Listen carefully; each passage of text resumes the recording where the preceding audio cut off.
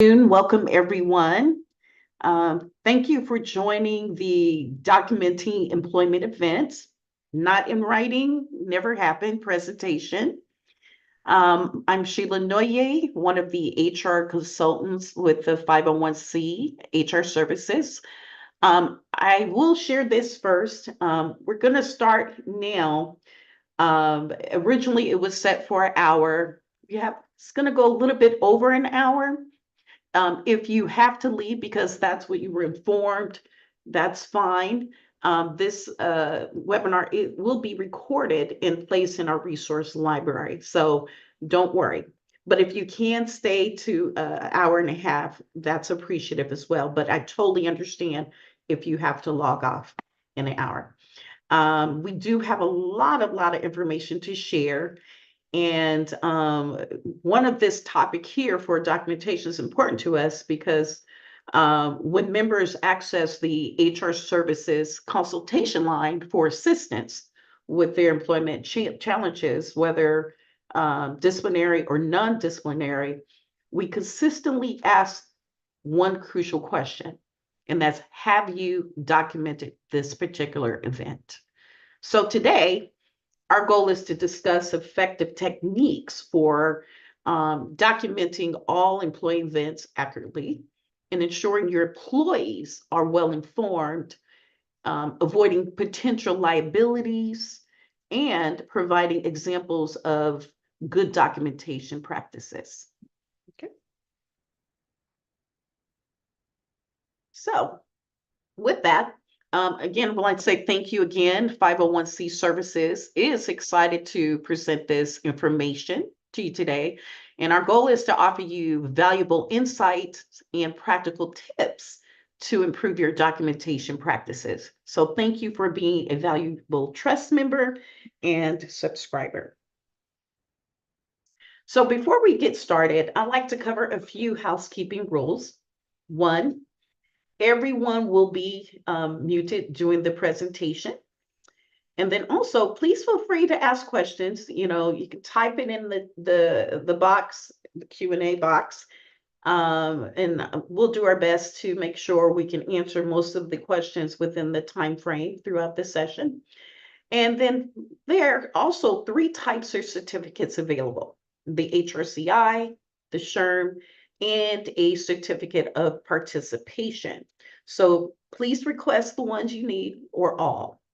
And then lastly, after the presentation, there will be a post-webinar survey, which is important. That takes about 16 minutes or less to complete. So for those who are here for their SHRM requirements, this survey does comply with that, who need it. All right, thank you, and let's begin. Okay, so our agenda today is focusing on the importance of regular feedback from supervisors and managers to recreate a win-win situation. It helps the employees become more productive and achieve their goals, benefiting the organization overall. Excuse me.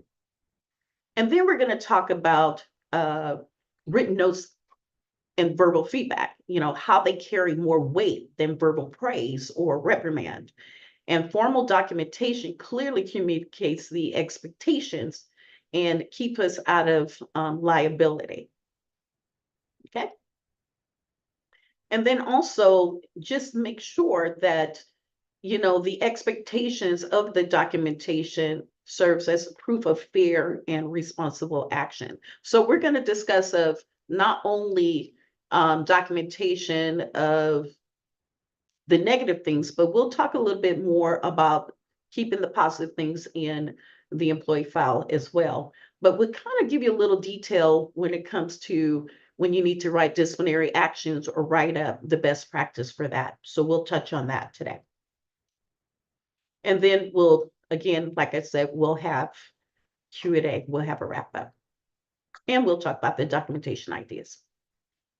All right, so let's talk about documenting employment events. So documentation isn't just for negative events like termination and layoff, just like I mentioned.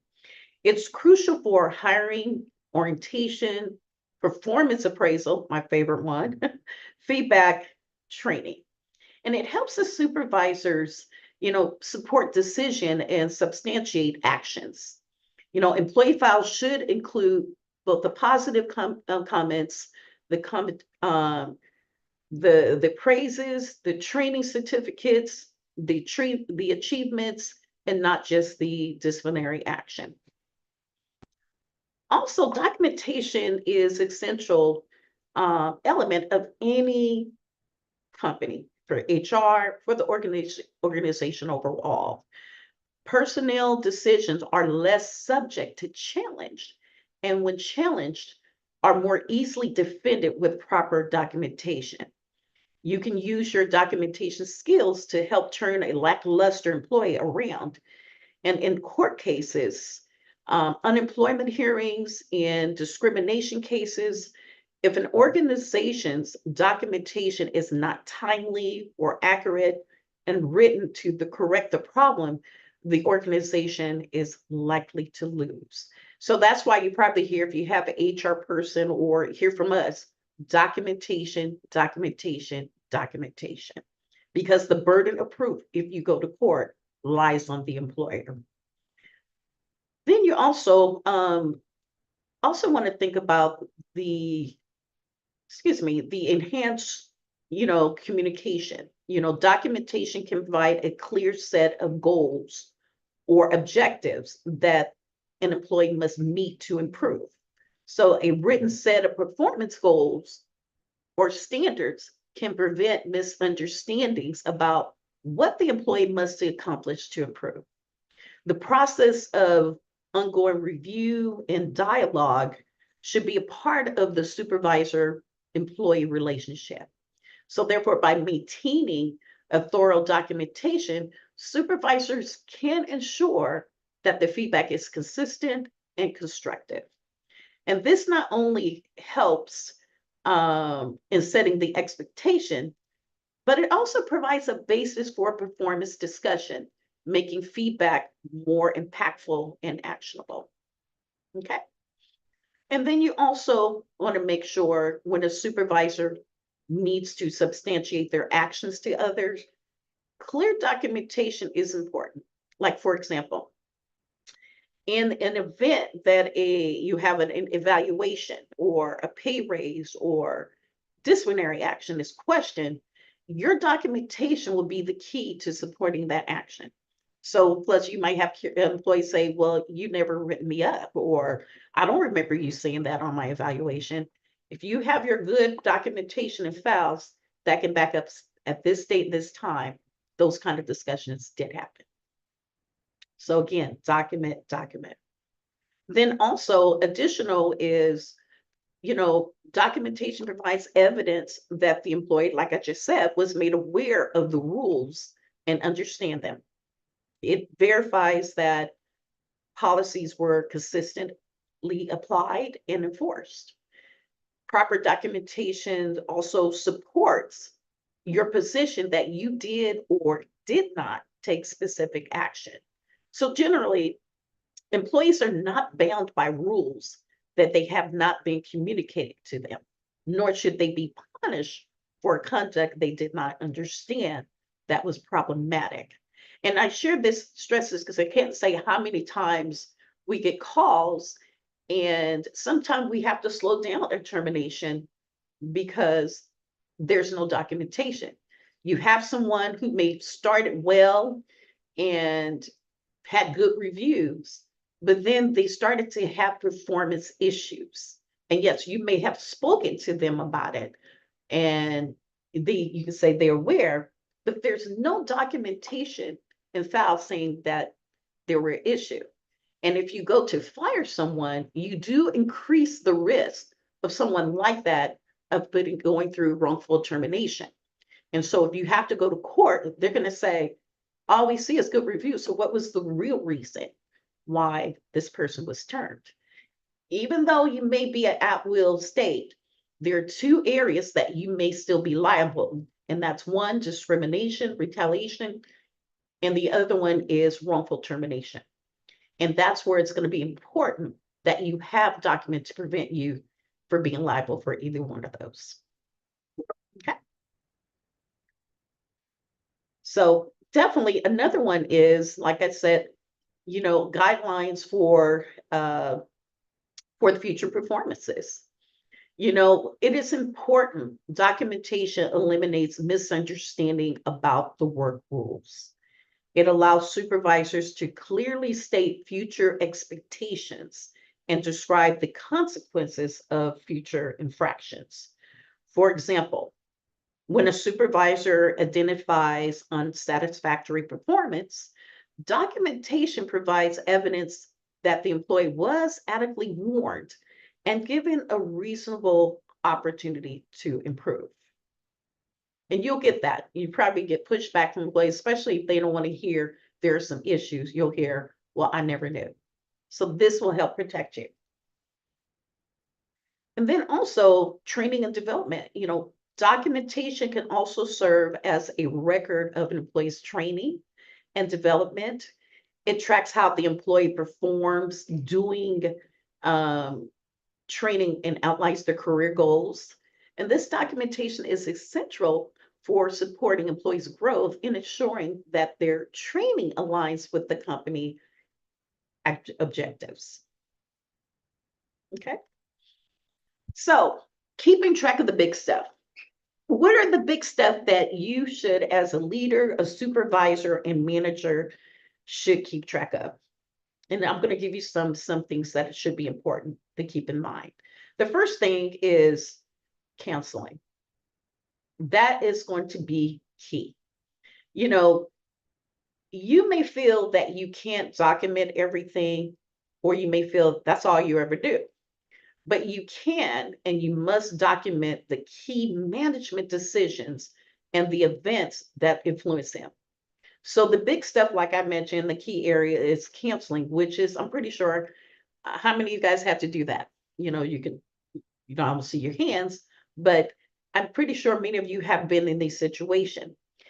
Counseling and other important conversation regarding the discipline or the pay or transfer, promotions or demotion should be documented. And these things go in their personnel files.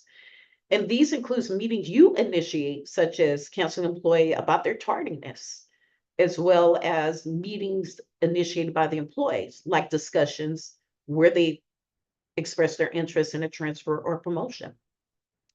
Another area is discipline. I understand, I've talked to many of you guys that may not have the progressive discipline process, and that's where you give your oral, your verbal, written warning, final, suspension, demotions, whatever process you guys do. Those are important things you need to keep track of and have documentation in place in the employee's files. Because at the end of the day, it's going to be those things that you typically are going to be questioned and challenged on, depending on the situation. And then evidence of training. This is important for two things. If someone comes back and say, hey, I've never been trained in this, so why am I getting written up? Or I wanted a promotion, but they said I didn't have the experience, so no training was provided. The importance of documented training offered and completed by the employee is your backup to say, as an employer, we did offer all the resources we did, and here's our proof to help this person be successful. Another area is important to keep is changes in employment, raises and promotions and transfers. It shouldn't be sitting in your desk at the office. It should be in the personnel files. Because at the end of the day, I cannot stress, if you were ever subpoenaed for an employee record, they're going to want to see their personnel files where they're looking for all these things that I'm sharing right to you that you need to keep track of. And if those things are missing, then it presents a loophole that you may not be consistent, or why wasn't it there, or support their claim of wrongful termination or so forth. Okay. Another area is extremely important is keeping detailed records should be kept of any requests for accommodation for employees with disability and your attempts to accommodate the employee. And if you can accommodate employees' disability, reason should be noted.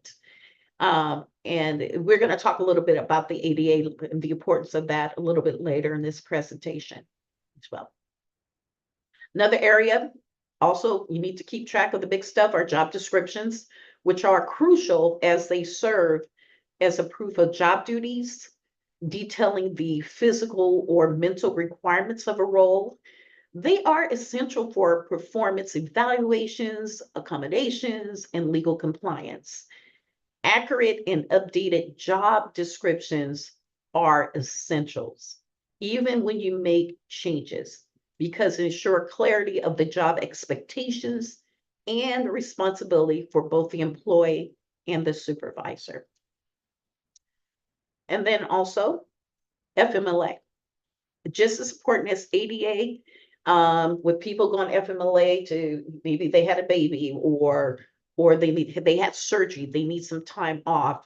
You are required by law to document every step in communication in the FMLA process.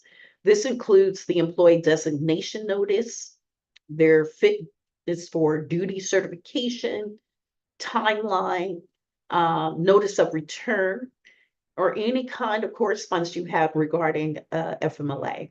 So detailed records ensure compliance with legal requirements. As I mentioned earlier, you're required by law, and protect your organization in cases of disputes. And if you guys are not sure what you should and should not, please, in their personnel files, what you should keep as far as documentation, please give us a call in HR services. We'd be more than happy to discuss that with you. And then also the employee handbook, which provides a confirmation of your policies and procedures. Employees, they need to understand what is expected of them and the mission of the organization, and ensure that also with them having the handbook that the employees sign an acknowledgement to confirm they have read and understood the handbook. So usually you probably see some companies, and you may do it, even though you have the handbook, they have that when they get hired, acknowledgement of receipt of the handbook. And even if you have to update the handbook, you have to make sure that has been given to them as well. Okay. Also, additionally, positive and negative feedback. Whether you are documenting and following up on an employee you may have a one-on-one with or whatever, it's crucial for effective communication and teamwork. However, they're only effective if given and received constructively. Proper documentation of feedback, it ensures that it is taken seriously and used as a basis for improvement and recognition for the employee. And then you have constructive feedback, focus on the facts, not on the biases. For example, instead of saying when you're documenting, Joe is a major disappointment because he's too irresponsible to get to work on time. That is a big no-no, and I'm pretty sure neither anyone on this presentation would do that. But to document objectively, here's a better way you might want to document. Joe has been late to work 3 times this week. Ensure you record the facts and not venting. So it's simple and short, keeping your personal feelings out that, because attorneys would love to see things like that to really come at you.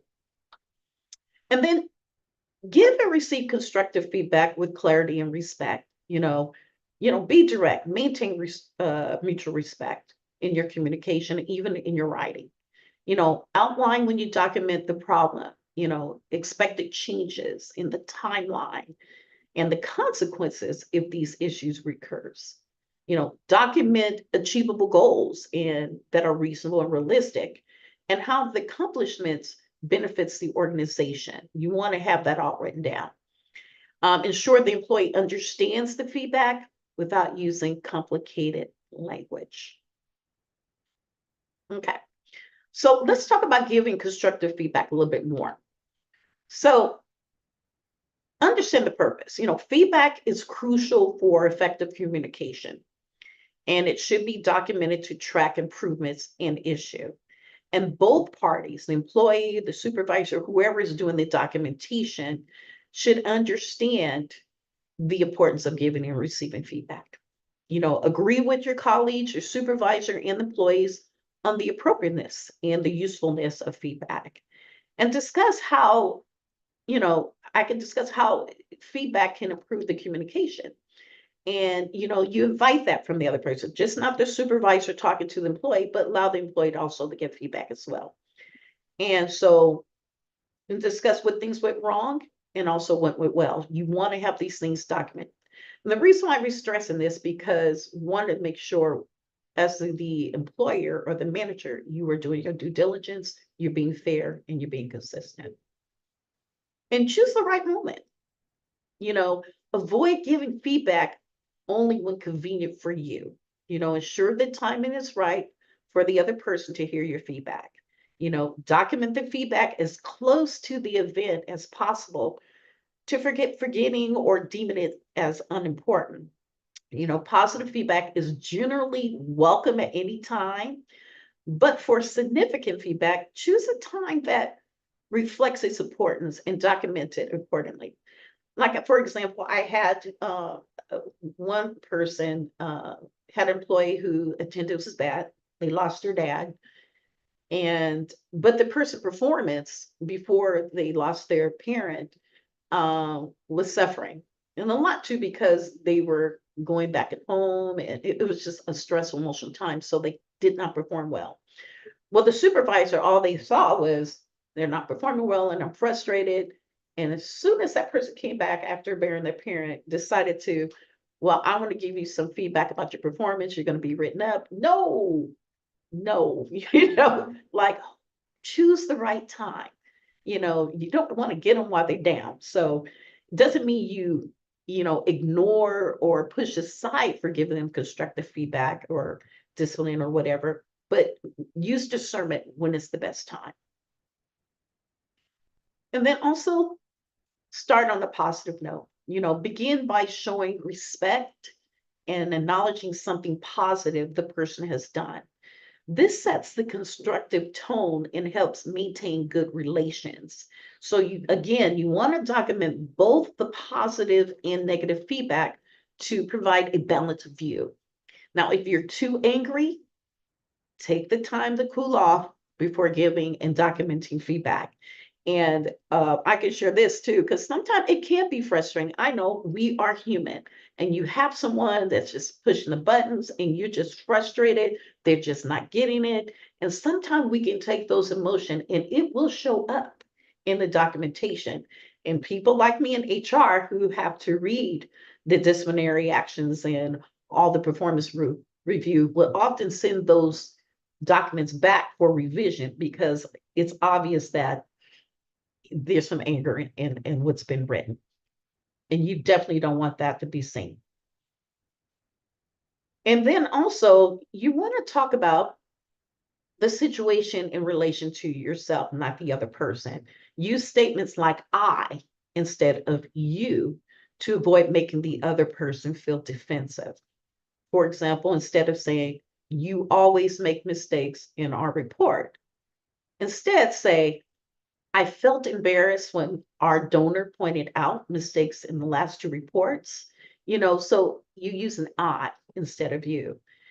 Document these statements to clearly show the impact of the behavior and help the person see their responsibility for changing it.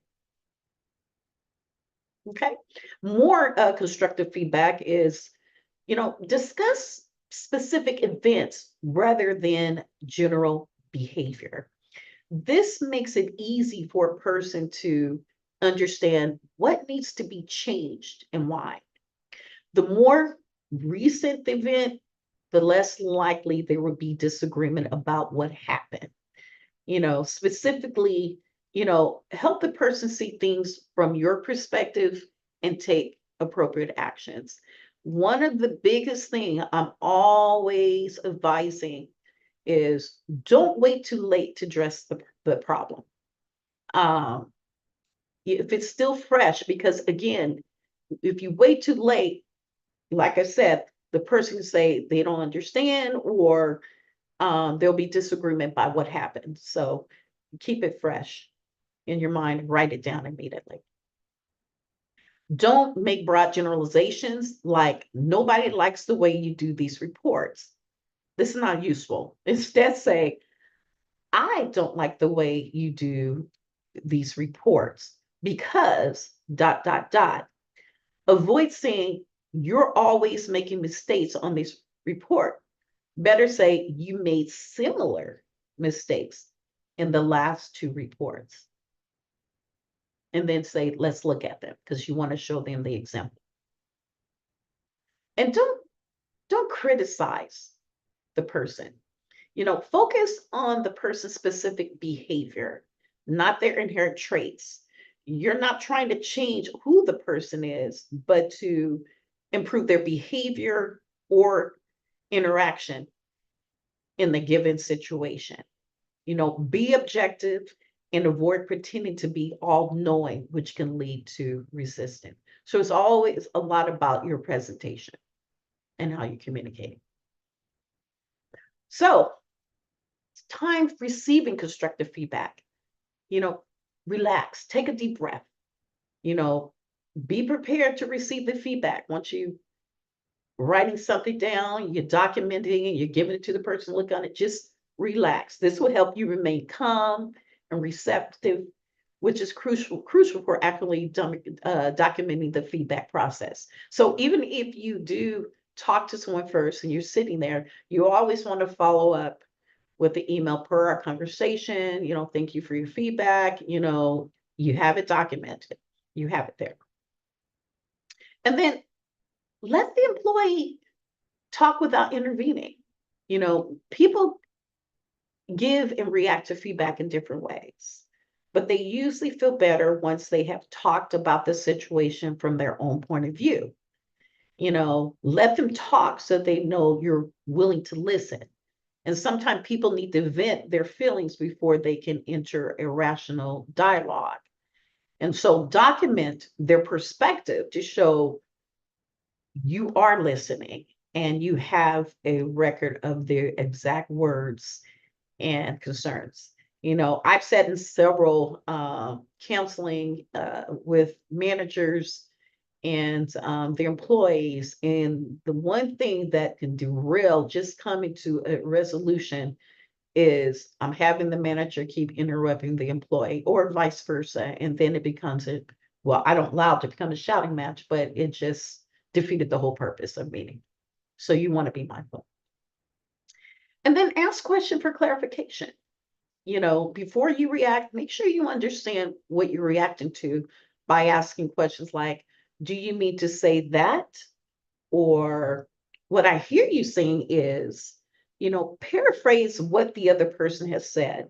And this shows that you are listening and respecting their point of view, even if you disagree. Remember, listening doesn't mean you have to agree, but document these clarifications to ensure mutual understanding and to maintain a clear and comprehensive record of the conversation. Everything you say verbally has to be documented, so you want to make sure you clarify everything. And then you want to find areas for agreement, a common ground that help you move your discussion towards a resolution. Acknowledge the areas where you share similar views to build rapport and facilitate a quicker resolution. And document these points of agreement to ensure clarity and reference that you may need to go back to. And don't try to solve everything on the spot. Allow time to reflect on the discussion and check the facts. Set up a follow-up meeting to continue the discussion and ensure the appointment is kept. Document the initial discussion, agreed points, and follow-up plan to maintain a clear record of this. So let's avoid avoiding liabilities. This is a biggie. So it's not about legal documentation is important, but there are some reasons why. One, it helps the employee understand your concern and show the employee what to do to solve the problem. And so you want to be objective, you want to be fair. It helps you by forcing you to read and reconsider your reason for taking disciplinary action if you're having a discussion for that, and ensures that decisions are based on documented facts and specific instances, reducing biases and promoting fairness. And then you want to help ensure that, dealing with the employee consistently, that all supervisors are consistent with dealing with employees. Um, it provides a reference for us in HR and for the leaders in management or legal counsel to review any disciplinary action is taken, ensuring that it is consistent of the applications and policies and procedure across the organization. That's one of the things we always say when you guys call us is, okay, is this a practice that you're doing for all the employees? Because if it goes to court and if they find any inconsistency in practice, you're sure going to lose this. And so you definitely want to make sure your documentation is consistent and really being objective and fair. Okay. Another thing is also for good documentation is there is no excuse for an employer to find itself in litigation with an employee without solid documentation. Employees control both the process of documentation and the timing of decision, ensuring that they're all well prepared to defend their actions. And then also, you got legal, you can already tell, and I've heard this from many of you guys, when you have someone you can write up and I hear, oh, this person's going to fight this, because you know your people. Most of you likely have a good sense of which employment action are likely going to turn into a legal dispute, such as a dismissal of a long service employee who has not had any write-up or anything. All positive feedback, although you've had several conversations with them, but you may not document it and you let them go, you do have that feeling like it might. I mean, if you can predict these situations, you should also recognize the need to exercise greater patience before rushing into a decision that's not well documented. In most cases, you have the opportunity to ensure your decision is thorough and documented before action. There have, I can say in short here, been times when we get calls like this. You have a long-term employee, had a great review, but you guys have had, I've said you guys have had conversations with them because there have been some performance issue in the past 3 to 6 months. And I said, but did you document it? Well, they are aware because we talked about it, but you haven't documented. And in most cases, the liability is higher when you let someone go like that. And I'm just giving one example. And there are times where we had advised to kind of slow down, letting them know, letting this person go. If it's not an egregious situation, to say, you know what, start a progressive discipline process because you want to get that documentation in if there's none, because you're going to have a hard time in courts and the liability lies on you, the burden of proof to prove that your decision was good. So you definitely want to slow down on that. And sometimes it's your choice at the end, but our job here is to give you the most conservative approach and make sure to keep you out of the courts. Because one, judges and juries and administrative agency expect that employment decisions will be well documented, good or bad. And your documents will be scrutinized and highlighted. And good documentations can bolster your case, while poor documentation can be misinterpreted and used against you. And let me tell you this, I'm about to age myself. When you go to court, and I don't know if how many of you guys been called and been to court or face administrative agency over a claim. It's not like what you see on Boston Legal. Yes, I'm aging myself, or Law and Order. Typically, when you deal with cases, claims, employment law like this, it usually embodies a group of retired individuals. I'm just giving a little general scenario. It could be teachers, it could be students. So they're more likely to sympathize with the employee. and scrutinize the employer as the big bad wolf. That's why it's really challenging for employees in these kind of cases. And that's why the burden of proof lies on the employer. So to get through that, that's where your documentation is going to help you the most, because you do and you will have to deal with a more sympathetic jury in some cases. And you're not going to be in a big court like you see on TV. It may be in an office or it may be in a conference room. Okay. So let's also, how can documenting help an employer? You want to document employees' meetings to ensure clear communication. This is written record that creates certainty about what was discussed, and it eliminates potential for actual or claim miscommunication. Having the employee sign a document to further ensure they understood what was said during the meeting is key. And then incident documentation, evaluating incident creates a record of evaluating future conduct. It helps create the employee history with the organization. And it also identify patterns of behavior, even when with staff turnover. These are things you wanted to look into as far, because you may have a problem with more than one employee.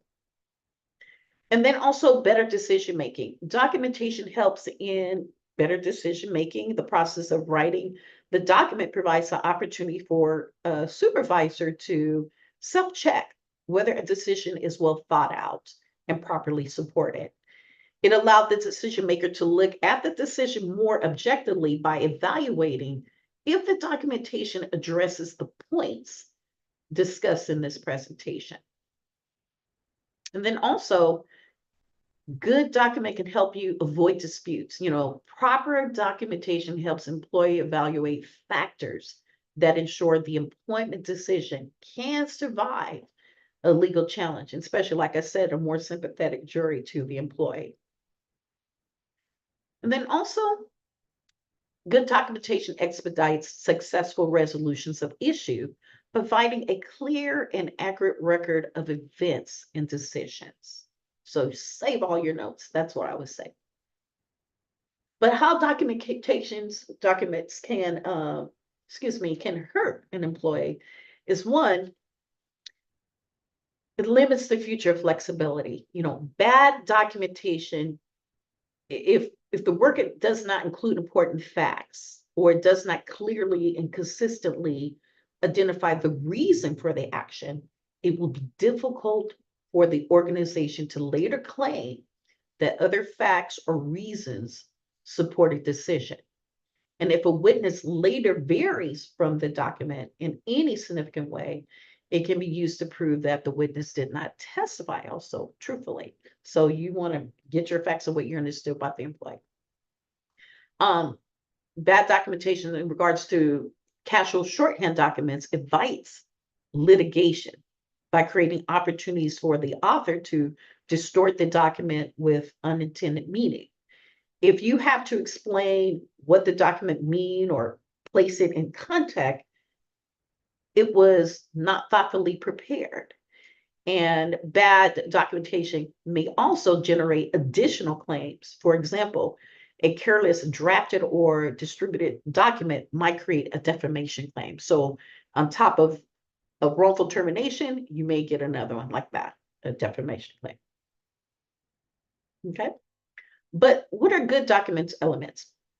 A good document should record all the important facts and the basis for any decision in a manner that will be understandable and persuasive to a judge and a jury. You want to assume that, all important facts and decisions will be challenged, and prepare documents with an eye towards the facts that the organization want to establish. Ideally, documentation should provide the framework for explaining your decision to all parties concerned. So definitely, one of the things I always share is your decision making. Good documentation records the decision making process. This should demonstrate a thorough and a thorough and fair evaluation of the situation, showing that your decision are based on documented facts and logical reasoning. So you want to make sure, is this fair? You want to ask yourself once you're looking at your documentation, is it well thought out? You know, you are a good employee because you're doing your due diligence. Are you showing that in your documentation?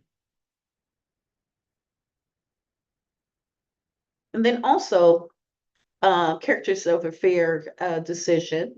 If you're thinking that you support it, you've done everything, make sure you clearly communicate the expectation. If you're sitting down with the employee, you want to make sure they walk away knowing they understood. These are your expectations, especially if you're doing a PIP, performance improvement plans. It does no good to write someone up if you're not clearly communicating the expectations.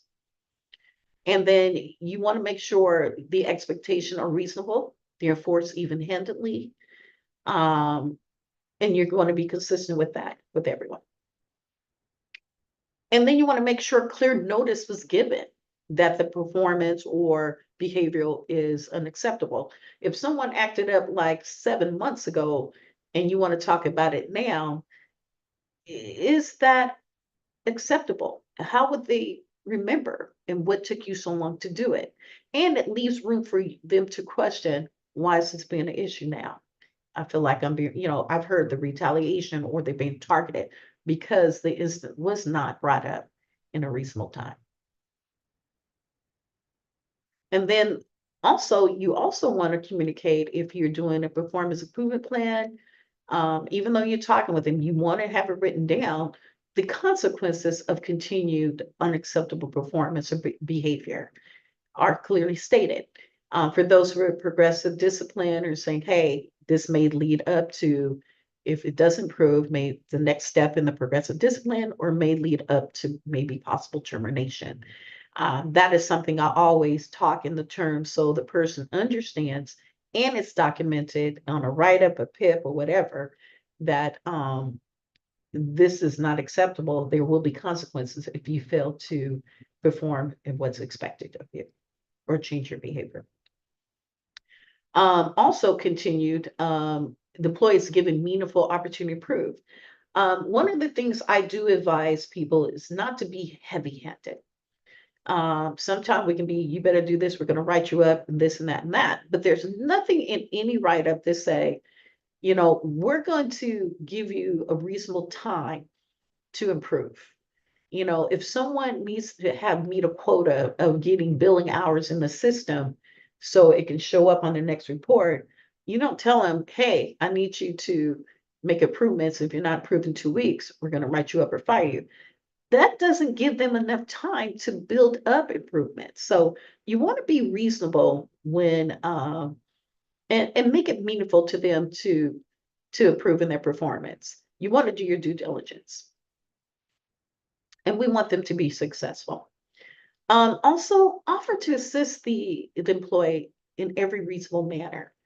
One of the things that when I had to write up someone, it's never fun, but it had to be done because you have to look at this person, know how challenging they may be. You really want them to be successful. And you want to show, if you have to go course, that we're applying all the resources and we are trying to provide these things to them so they can have the tools they need to be successful. And you want to have that document to show you do your due diligence, because that's a win-win for you if you have to go to court. So offer to assist employee by like, do you need training? Okay, we can set you up here. Do you need an extra hour for this? Work with them. And then it helps the employee feels like, okay, they are trying to help me. Some of them are like that. Okay. But, and there's times in documentation when you try to help someone improve and you don't see it, and you do have to take disciplinary action or write up, you need to ensure that there's certain information when you're writing someone up. There's many forms and templates. You can check our resource library. If you don't have that, we've been more happy to walk you through that. But there are information you need to include when you're giving a good making a good disciplinary form or write-up for employee. You want to state the violation. What policy did the employee violate? And the reason why I said policy, because it is a violation of policy that you can let someone go. And you want to be fair. It could be your policy, your code of ethics, or whatever. Know, identify the rule, policy, or the standard or code of conduct that was violated. That should be included in your write-up, so the employee can be made aware what they violated. And then you also want to state the legitimate reason for that rule or policy or code of conduct. For example, in a situation involving a performance standard, know what was expected of the employee and how they needed to comply and why it was important for them to comply. So you want to put that in there. You also want to discuss, when you're writing someone up, is, demonstrate how the policy and rule was communicated to the employee. You can say, hey, you were provided the handbook. That's why you haven't signed the acknowledgement receipt of the handbook, or you have this training. So, the person can't walk away saying they never knew the policy. So you want to ensure that this was provided to you about the policy to support your claim. Okay. Also, you also want to, when documenting disciplinary actions or any write-ups or PIPs, performance improvement plan, it's crucial to recount the effort on the organization caused by the employee's failure to meet the rule or standard in most recent events. This helps illustrate the significance of the issue and support the rationale for disciplinary action. Clearly articulate, what's going on or the impact to ensure that the documentation reflect the seriousness of the situation and justify the steps being taken. So as far as the employee, like, they need to know this is how this impact, us. You're getting disciplined because of this, and these were the consequences and how it affects the company and your department. So you want to be clear so they understand the seriousness of that. And then the employee's failure, you know how to recount the effect on the organization of the employee's failure to satisfy the standard or to meet the standards in the most recent incident. You don't want the employee to walk away feeling like, I'm a failure, but you need to show them the areas of where they have failed and that how you're going to be there to help them. But it needs to be clear how they did not comply or follow the expectations. And then future expectation. In your write-up, clearly state future expectation, even if it means restating the policy back to them. Many times when I'm sitting down with someone to give them a disciplinary action, or if I'm counseling them, what I always do is provide them a copy of the policy. So they can't come back and say, well, you said no. Well, yes, I've said, but here's the supportive documentation to show you why we're having this conversation and the violation that happened based on your performance. And then invite the employee to ask if they have any question regarding what is expected. And this ensures that there's no room for misunderstanding. One of the best practice after discussing expectation is to confirm mutual understanding. For example, you might say, I want to make sure we both understand what needs to be done. That's the best way to say that in a meeting like that.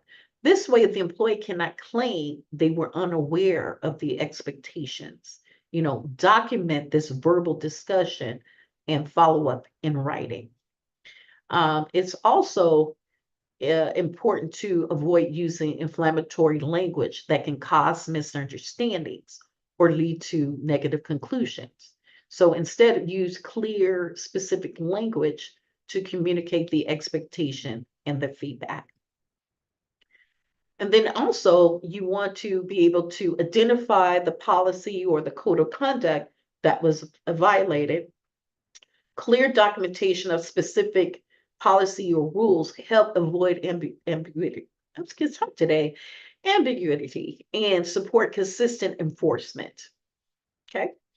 And then you want to clearly state the organization willingness to assist the employee in any reasonable manner possible.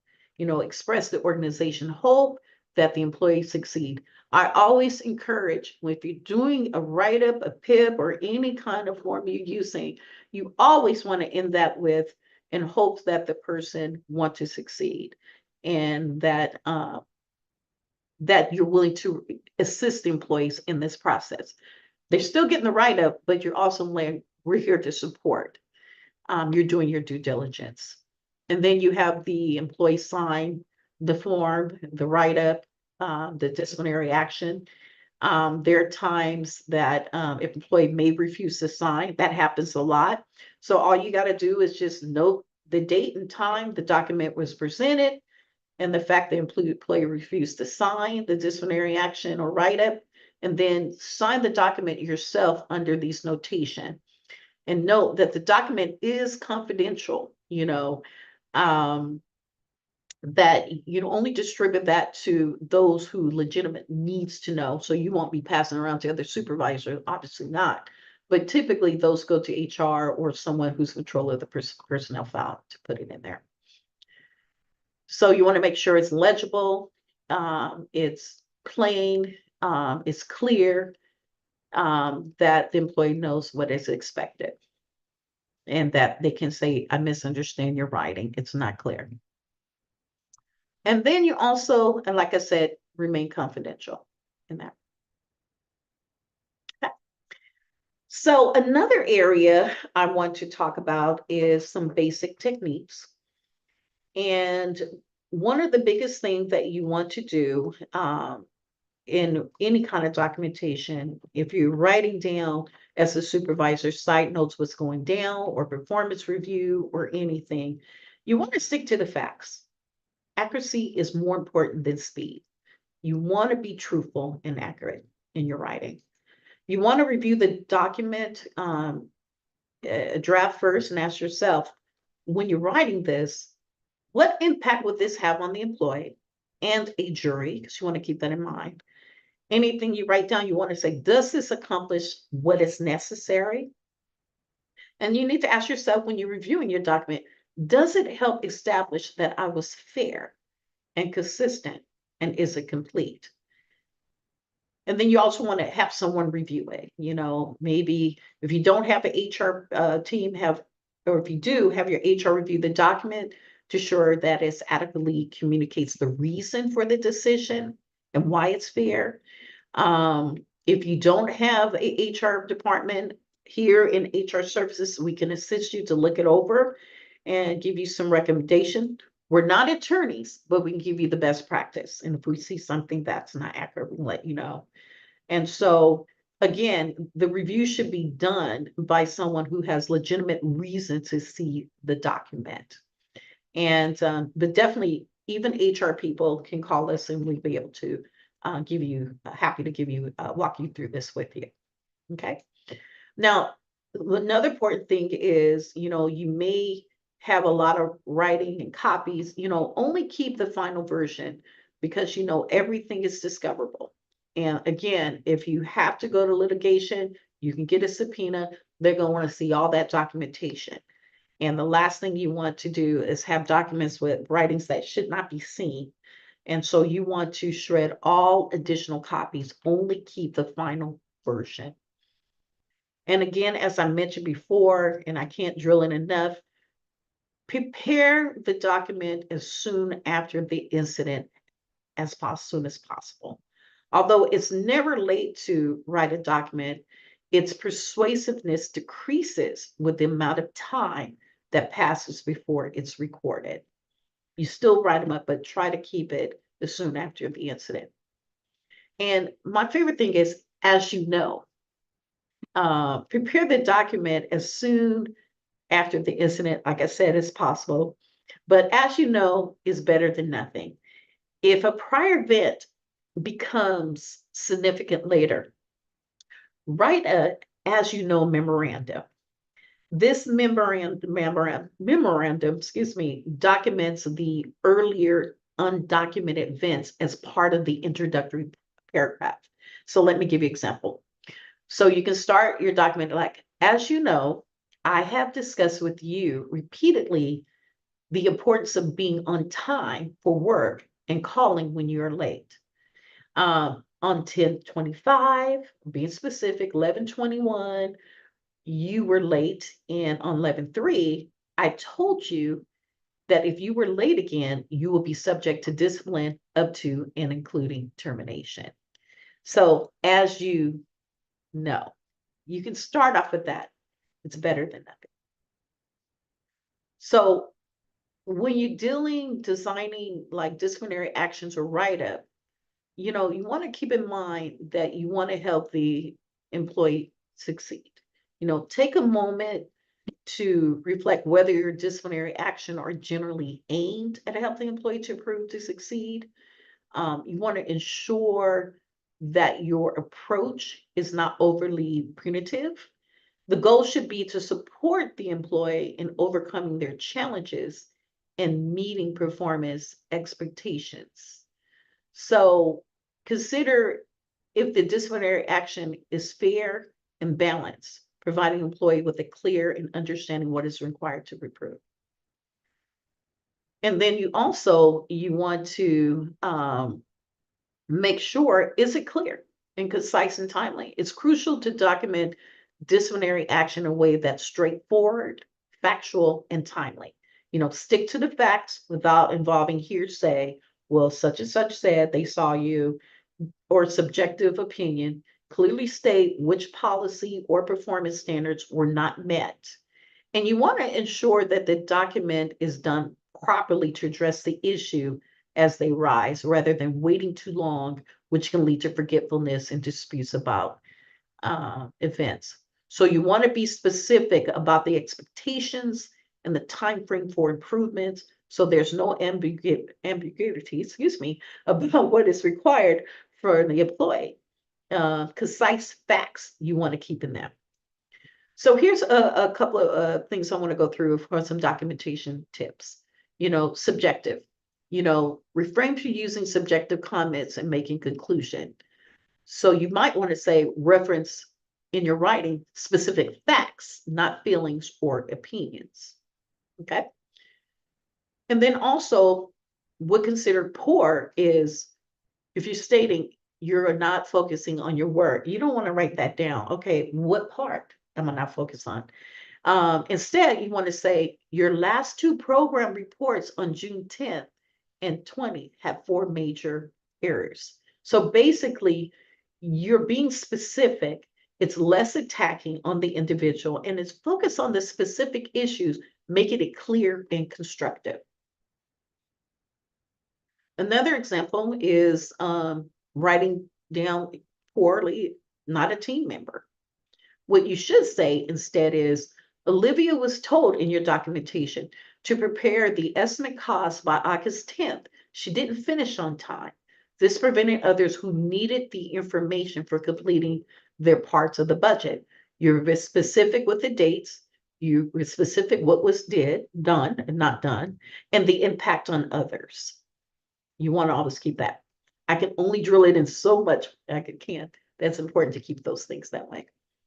Poor writing is you're irritable and refuse to communicate. That sounds like my mom. But what you want to say, Antonio, you locked yourself in the office and refused to respond. So you're being specific. What's going on? The action. Here's another example. A poor documentation is your abuse of sick leave causes your program problems. Now, this is a topic we always get calls about people abusing their sick leaves, but instead of saying that causes someone to be defensive, you may say, the number of sick leave incidents has disrupted the workflow in our department and caused unscheduled overtime by others to cover your workload.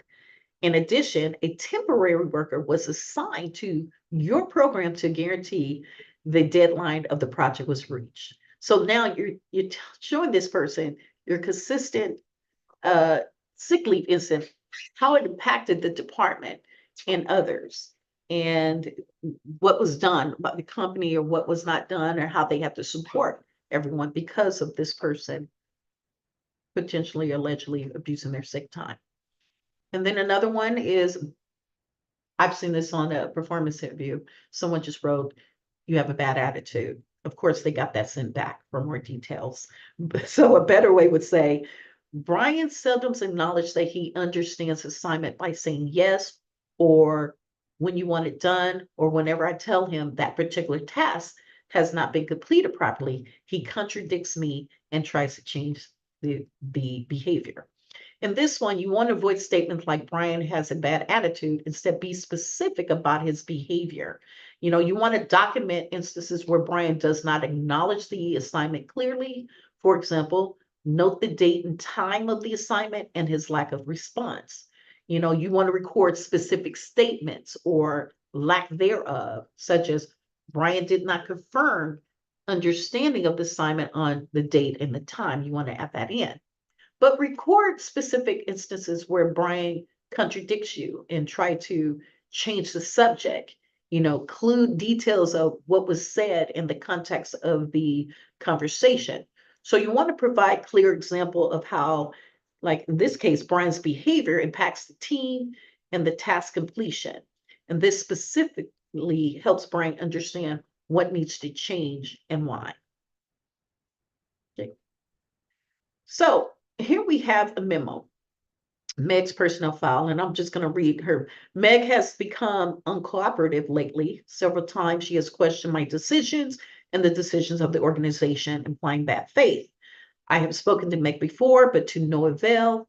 This time I warned Meg that if she has a problem with one of my decisions, she must bring it to my attention in a professional manner. Unprofessional outbursts would no longer be accepted. What's wrong with this memo? Well, one, it lacks the specifics. The memo is vague. It does not provide specific example of her behavior. Phrases like uncooperative lately and several times are too general and subjective. It's absent of dates and instances. There's no specifics there where Meg questions decisions or behave unprofessionally. And then it mentions that Meg was spoken before, but it doesn't document those instances or the content of those conversations. And then also it doesn't specify what the professional behavior is expected from Meg or what the consequences will be if the behavior continues.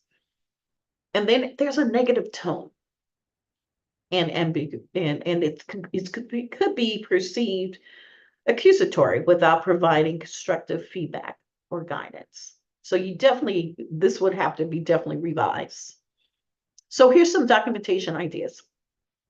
Just for the record, it's a good idea, and I'm going to share this because some may need to go now.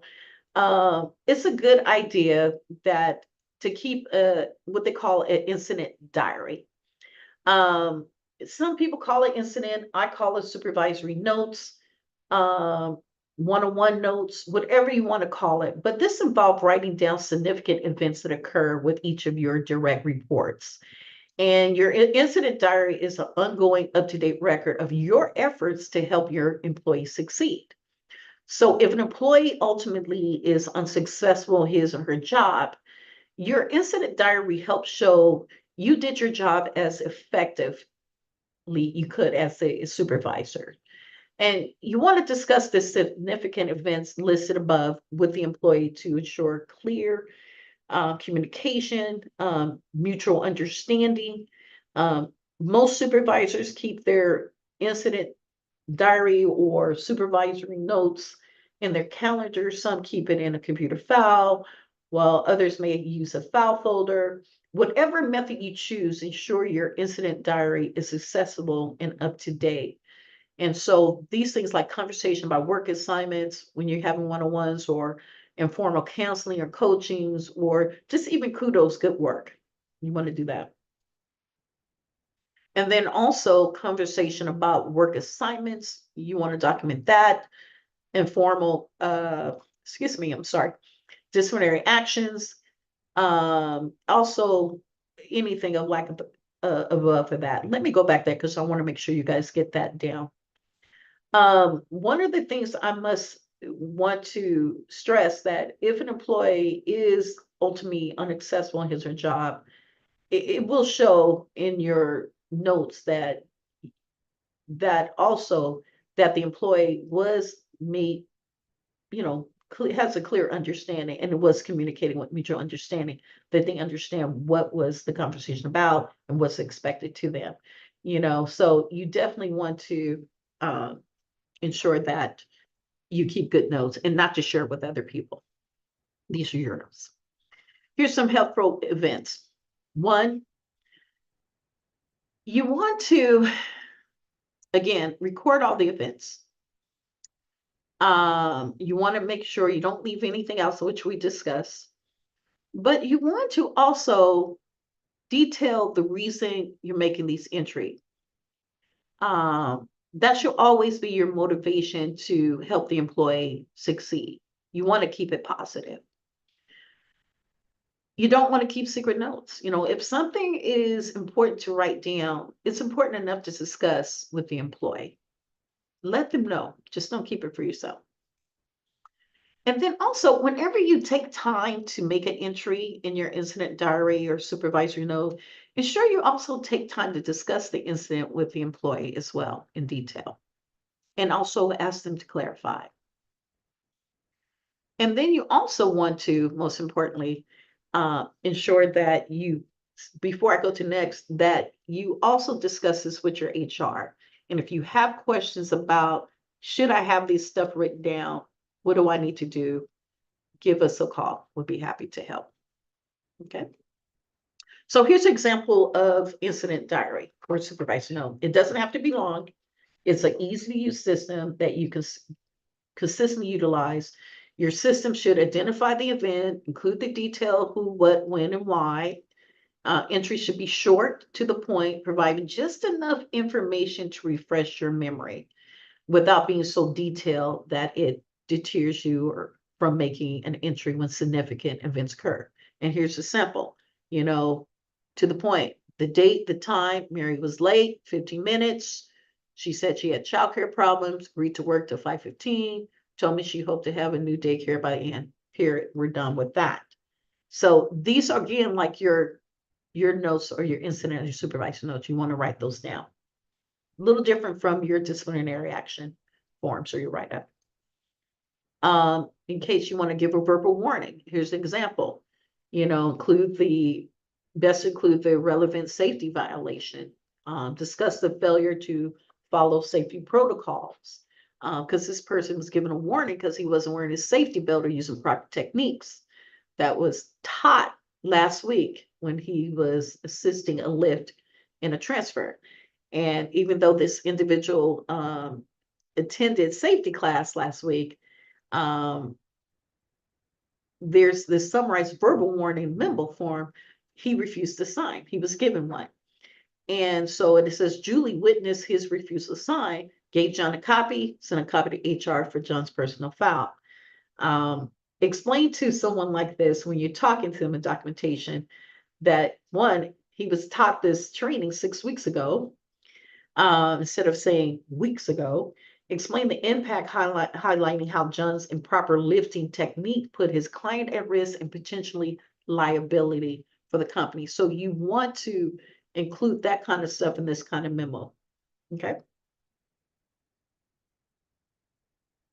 So another important thing, and one of the most crucial pieces, and we talked about write-ups, incident reports, is there are things that it is crucial in that you have documentation of, and that is a reference to ADA. One of the things, because this anytime you get any documentation, you receive a request for accommodation. this initiate what's called an interactive process. And I don't know if many you guys know what an interactive process is. That's a point where you get a doctor note or someone says they got some kind of condition or disability. They can't fully do their job without some kind of accommodation. And typically what I would do is I go through a job description with the employee, their central duties, to find out first, we're having a conversation. Do you need accommodation for this? Yes or no? And then we discuss what can be done as for the company to provide accommodation if it doesn't pose a burden. That's a whole topic in itself.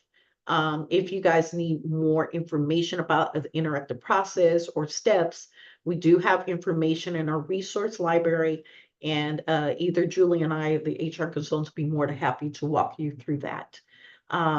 So this interactive process is required to comply to ADA, Americans with Disability Act. So you definitely, once you hear that, you need to have an interactive conversation in play for understanding what needs and what accommodations that you can provide.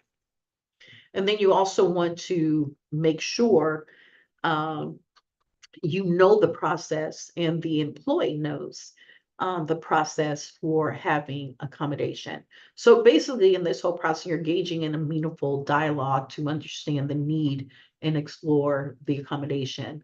And you want to make sure that not only you're familiar with the process and procedure for discussing and implementing accommodation, you want to be also convey that to the individual who's requesting that as well. And the documentation in an interactive process, you are required to keep detailed records to ensure that each step is followed correctly. Because if not, you can easily, this person go file a claim that you guys failed to accommodate. This will get you in trouble on the federal level and sometimes state. Okay. And again, for the interactive process, I'll be more than happy to walk you guys through that. And then another important thing, FMLA, which we all familiar with the most, another critical area, documentation required for FMLA, the Federal Family and Medical Leave Act, is the proper documentation ensures compliance for one, you're tracking the leave, and you support both the employee and the organization's need. And then you also need to establish clear procedures for managing FMLA requests. And this ensures consistency, compliance with legal requirements, and helping avoiding potential disputes. But you also want to make sure the certification forms. So FMLA, at their website, if you go to DOL, use certification forms to document medical necessity of FMLA. And this provides legal protection and support the legitimacy of the leave requests. And then you want to document all the interactions, keep all communications and interaction related to FMLA. And this creates a clear trail of documentation, ensuring transparency and accountability throughout the process. Okay. So when you document your notes for various employee events such as ADA, accommodations, and disciplinary actions, positive feedback, and more, you always want to employ the traditional. You want to talk about the who, the what, you want to discuss the where, the when, and the why in drafting narratives or counseling in these areas. Okay. That's always your go-to. Always your go-to. And then also, when you're dealing with incidents, use your senses when describing events. Paint a picture with your words. And if you're not good in painting, some people I don't have time for these details. You may not be the most detailed. Call us. We can help you walk you through it. I understand not everybody is detailed, but it is imperative that you become detailed when it comes to documentation. And then you also document the negative organization impact. If I can stress that, resulted from employees' action when you're dealing with disciplinary actions and write-ups. That only helps you even more to help the employee understand where you're coming from as well. And then also additional, you want to, for example, when you're documenting negative organization impact, you can say things like, I found inconsistencies throughout your calculation and had to correct them myself before they can be processed.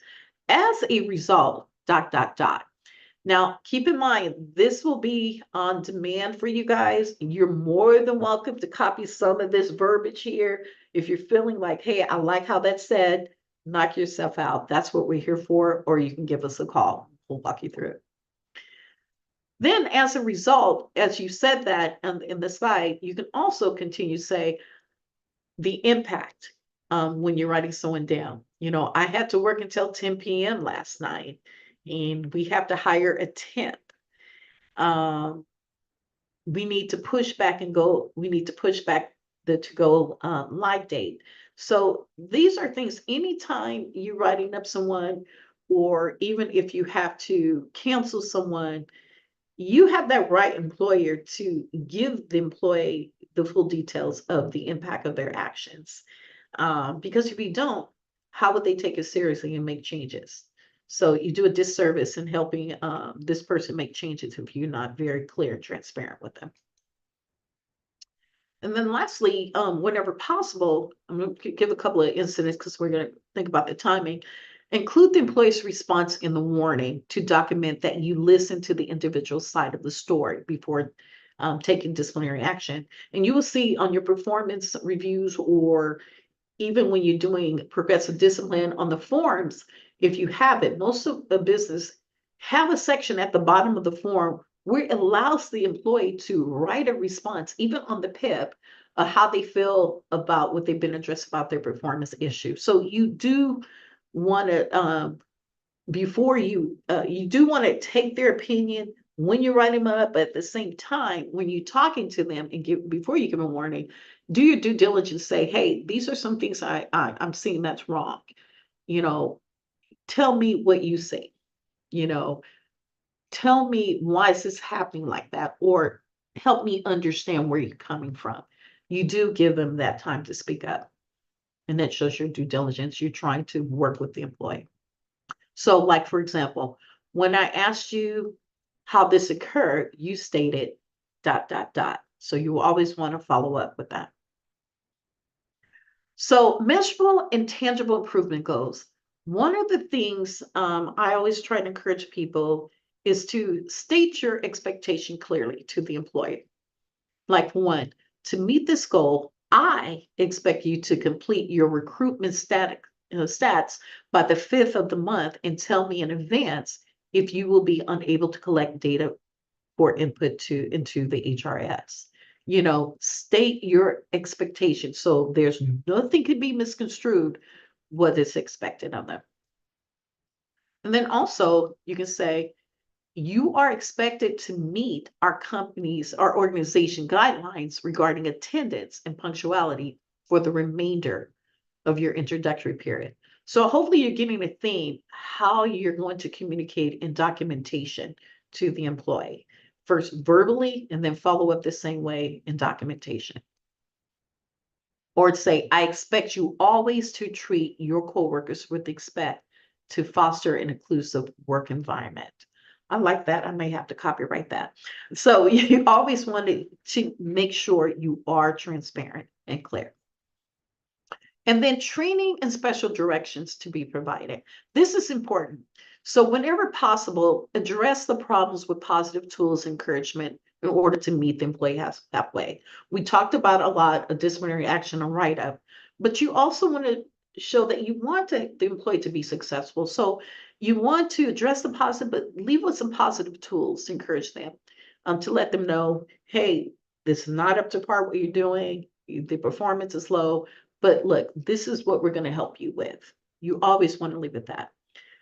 Discipline should always be delivered hand in hand with training and other affirmative employee efforts. That's one of the things when we get calls, my first go-to is, hey, what kind of training you're going to provide the person? You just don't leave them hanging. So you want to encourage them with that. Okay. And then also you can say, here's an example when trying to show that you're trying to offer training is say, I will meet with you in your office every Monday for the next 3 weeks to ... So you're showing an effort. You can put that in writing and show your due diligence as well. or in an effort to sensitize you about your behavior might impact others, please research one-day workshop on dealing with interpersonal conflict in the workplace and bring me the information within 24 hours so we can register you for the planning. Your attendance will be paid time and paid by the organization. So now you're investing for the best for your employee. So, and here are some ways that you, again, for effective documentation, is always include who, what, where, when, why, be specific and direct, and how to give example. So in summary, for the documentation, we want to add documentation important for both the organization and the employee. Good documentation answer the questions of who, what, where, and when. And then document early. Don't wait. And then discuss and document the facts only. And then give specific example how the employee is not meeting expectations and specific guidance for how the employee can improve.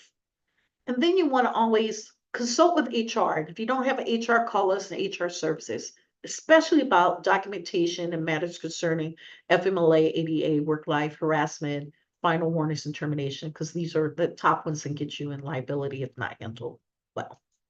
And then ask the employee to sign the documentation of disciplinary actions as acknowledgement. They may decline, but you always want to ask. And give a copy. They deserve to have a copy of the disciplinary action or write-up or anything or PIP to HR and to the employee. And then discuss any issues arising from your employee disciplinary meetings with HR or HRS. And remember, if it's not in writing, it never happened. Okay, so we're a little shy up, and anybody who may have questions, again, you know, I don't know if we can see if your questions you may have.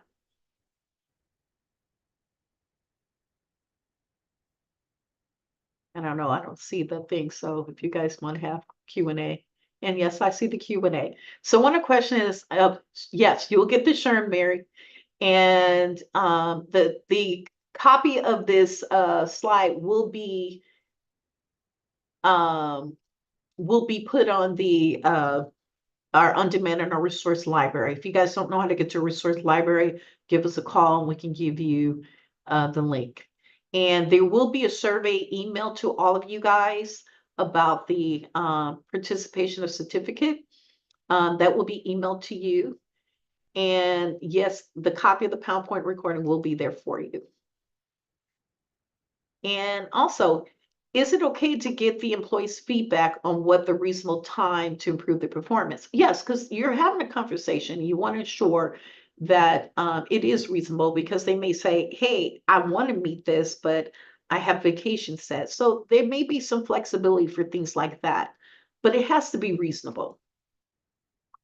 And yes, even though you are at will state, and this, we're all here too. Again, like I said in the beginning, does not mean that you're not liable.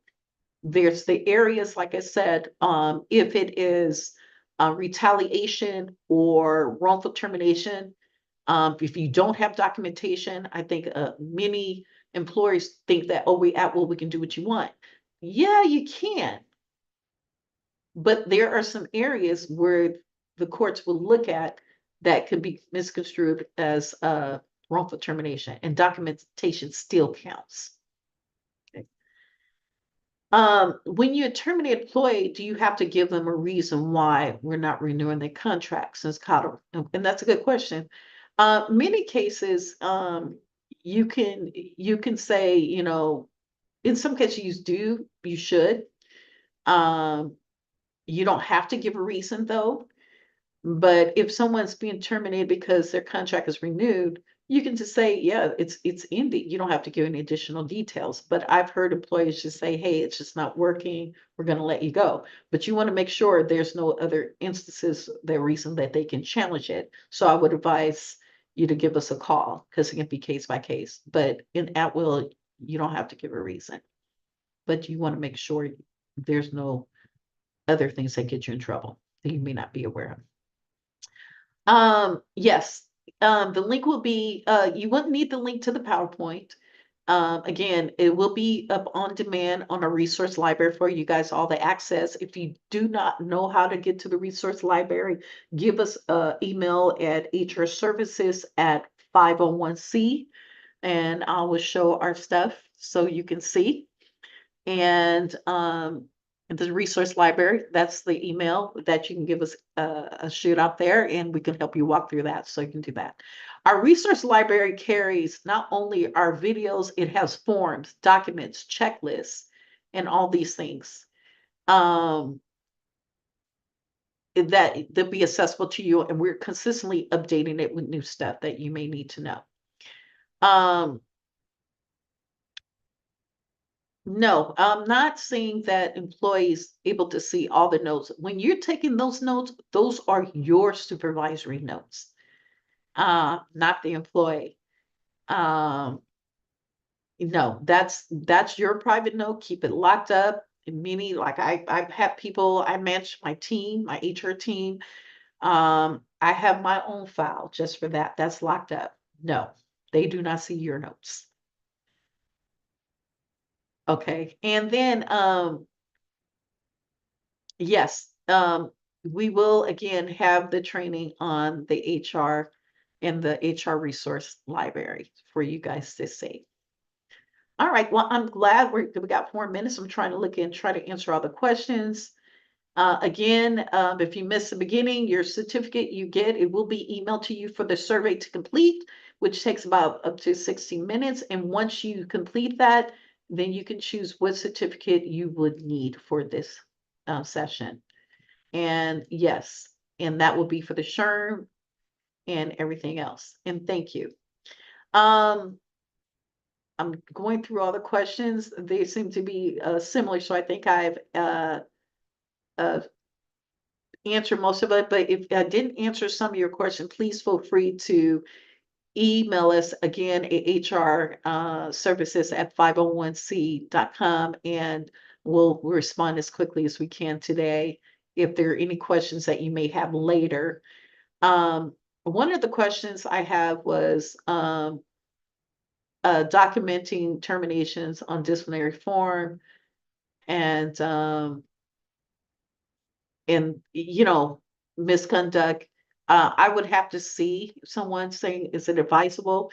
If you have a termination in a disciplinary form, and if you feel that you need a second eye of what you've written on, please feel free to send us an email at HR services, and myself or the other consultant will happen to give you some advice and steps, the best way to verbalize it. We won't do it for you, but we can give you some directions.